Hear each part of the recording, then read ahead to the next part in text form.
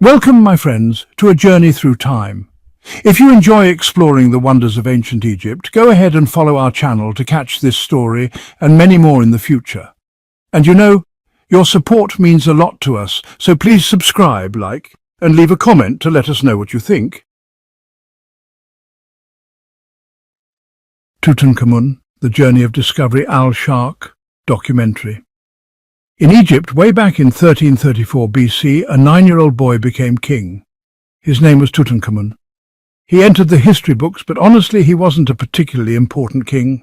He died at just 18 years old and was buried in a hidden tomb in the Valley of the Kings. Over time, his tomb remained hidden for more than 3,000 years and was forgotten. Then, in 1922, a man named Howard Carter was close to discovering it. King Tut's tomb had stayed hidden under the sand and was almost completely intact. Carter, an archaeologist, couldn't have imagined what was behind the silent walls. Gold was everywhere, so much that when Lord Carnarvon, his sponsor, asked him if he saw anything, all Carter said was, "Yes, wonderful things." The tomb, now known as KV-62, became the greatest archaeological discovery in history. In 2022, Egypt marked the 100th anniversary of its discovery in a special way. But the mysteries didn't stop.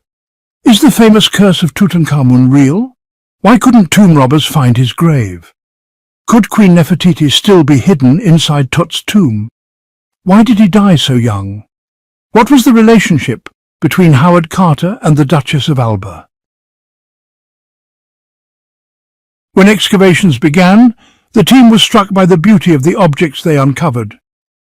The tomb wasn't found in any pyramid or typical grave in the Valley of the Kings, and if you look at the iconic golden mask, you'll see it was made by a master goldsmith. Over 5,000 items were found, many of them made of gold. The stone platform where the pharaoh's mummy rested was also uncovered. Carter was convinced Tutankhamun's tomb was somewhere in the valley, and he didn't stop searching until he found it. Back in 2334 BC, the pyramids of Giza were already standing. By 2022, researchers like Egyptologist Tito Vivas, who had spent years studying Egypt's history, revealed some fascinating connections. One of them was with the number 22, which seems almost magical. Tutankhamun's tomb was found in 1922. The Rosetta Stone, which helped decipher hieroglyphics, was cracked in 1822. In 2022, Egypt opened the Grand Egyptian Museum. 22 royal mummies were transferred from the Egyptian Museum in Tahrir Square to the new Museum of Civilization. Something big was happening. People don't think about tomb design the same way kings did. A king like Tutankhamun would have had specific ideas about how his tomb should be built, especially compared to how tombs were constructed during his time. His capital was Memphis, not Giza. In fact, Thebes, which is modern-day Luxor, was the actual political capital during his reign. Why were pyramids built in some places and not others? Political situations often influenced those decisions. The tombs in the Valley of the Kings were built in the sides of sacred mountains.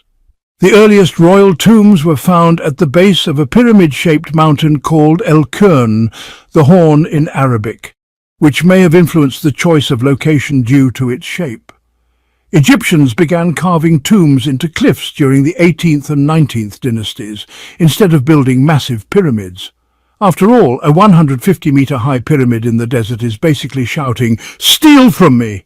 That's one reason why burial practices evolved. So, how did Tutankhamun's tomb remain hidden, even though, most tombs in the Valley of the Kings were robbed?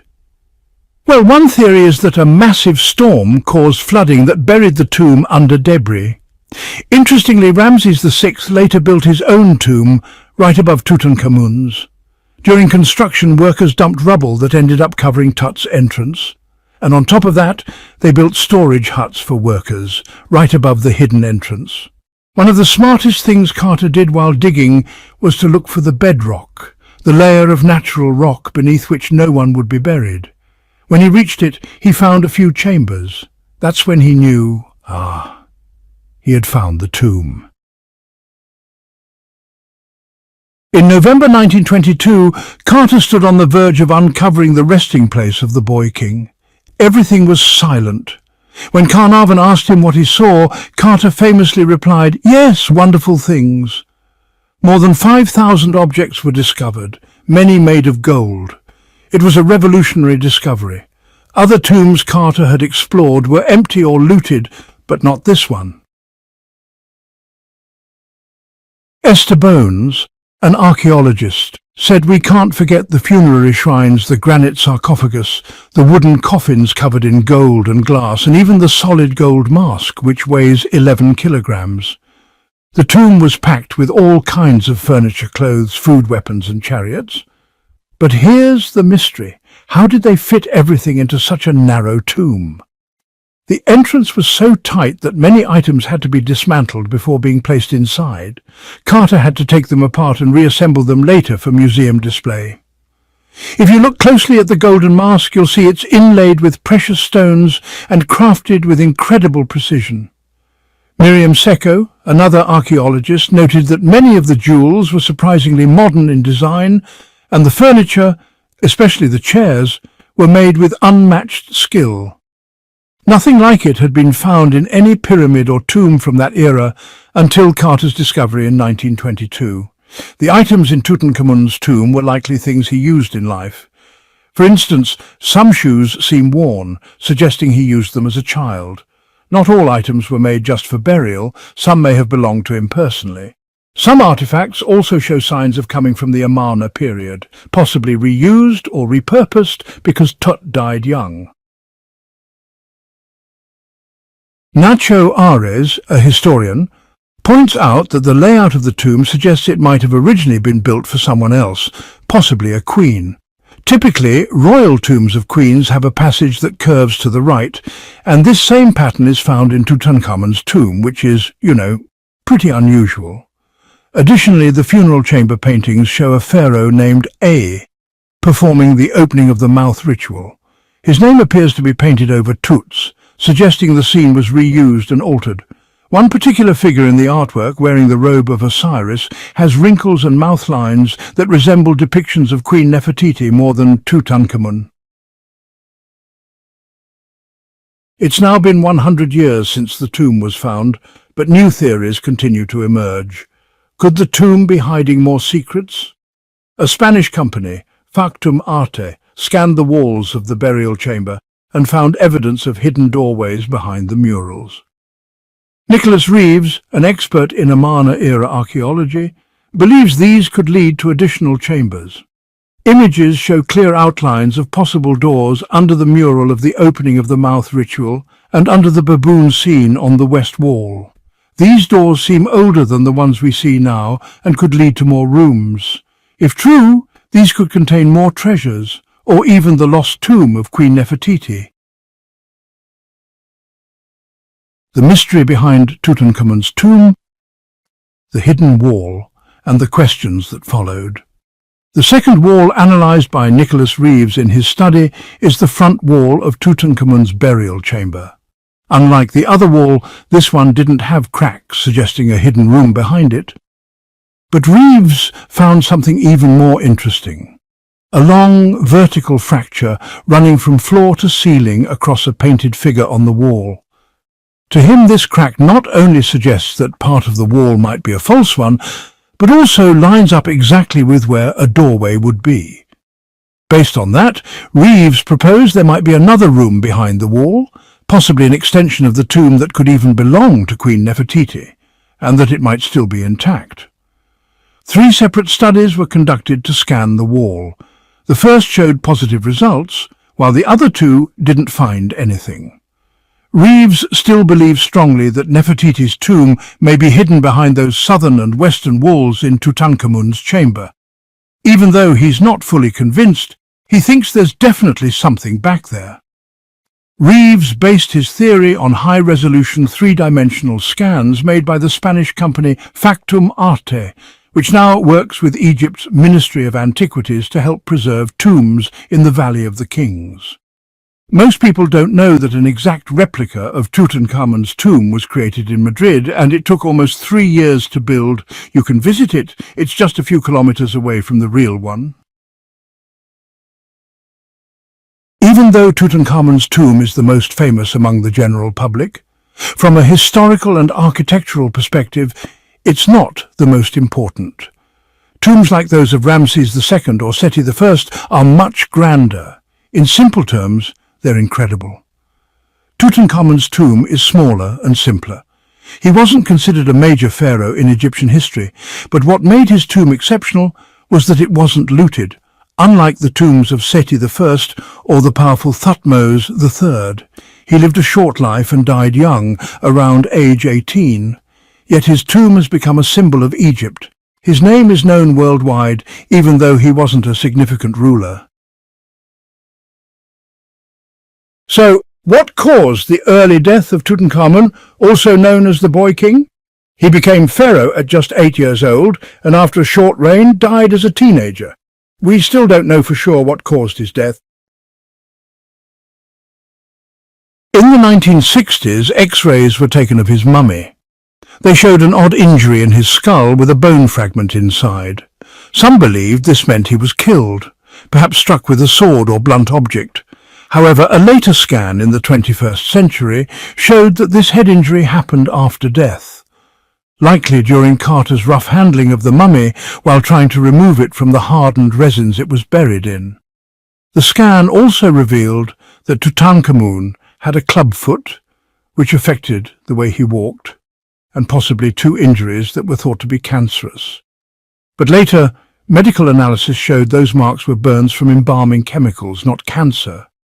He also had malaria, which was common in Egypt, but we don't know if that killed him. He might have had antibodies that helped him fight it off. Other theories point to royal intrigue. DNA tests confirmed that Tutankhamun's father was Akhenaten, a pharaoh known for shaking up the religious system. His reign saw palace conspiracies, conflicts with priests and power struggles among family members. Could Tutankhamun have been murdered? The Amarna period during Akhenaten's rule was one of the most turbulent times in ancient Egypt. He abandoned the traditional gods, especially Amun, and, established a new religion based on Aten, the sun disk. Though religious symbols remained in use, this sparked conflict and chaos. We know of female singers and priestesses who served Aten, and, countless amulets from traditional religions were still found at Akhenaten's city Tel El Amarna. But when Ramses II came to power later, he heavily persecuted anything related to Akhenaten's reign. So the big question is, what happened after Akhenaten died, and who took over? One possible successor was a mysterious figure named Smenkhkare, followed by Tutankhamun. Early in his reign, Tut likely ruled under the influence of his advisors. He didn't have time to build a grand legacy. His life was cut short, and he didn't launch any major building projects either. Some historians wonder, could he have died from battle injuries? He had war chariots and weapons in his tomb, and, even though he lived in what was believed to be a peaceful time, records show that his armies fought hard against the Hittites in Syria and Palestine.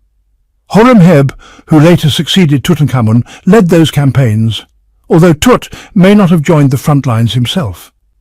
Still, scratched-up shields and armor in his tomb show he trained for war. One chest in his tomb even shows him riding his chariot and crushing enemies, Nubians and Asians, symbolically portraying him as a victorious pharaoh. But honestly, the mystery remained for decades, until 2015, when Egypt's Supreme Council of Antiquities, led by Zahi Hawass, worked with Siemens to do a full body scan of the mummy. Some experts concluded that a broken leg caused severe bleeding, which may have led to his death. But we can't be 100% sure. His body wasn't in perfect condition, mainly because of how Carter handled it. When Carter discovered the mummy in 1925, it was stuck in a hardened mix of oils and resins. To free it, he used hot knives and kerosene, which likely caused much of the damage, including the skull fracture. Still, Carter carefully documented what he found. He sketched the mummy and its belongings, among them 2 standout items, a beautiful cup and a jewelled shield. Why are those items mysterious? Advanced tests showed that the scarab beetle on the shield was made of a rare type of desert glass, believed to have formed from a meteorite impact. Some scientists believe the glass came from a comet explosion. Magic was important in ancient Egypt, and Tutankhamun's mummy had over 100 gold amulets. He also had 2 daggers, one of gold, the other made from meteorite iron. Egyptologist Raul Lopez explained that Tut's famous gold mask represented the Ba, the spiritual aspect of a person, kind of like a soul. Egyptians believed the Ba would leave the body at the moment of death through the mouth and return during the opening of the mouth ceremony to bring life back to the eyes, ears, and speech of the dead. Finally, thank you so much for listening. If you enjoyed this story, please follow the channel and keep an eye out for future videos. And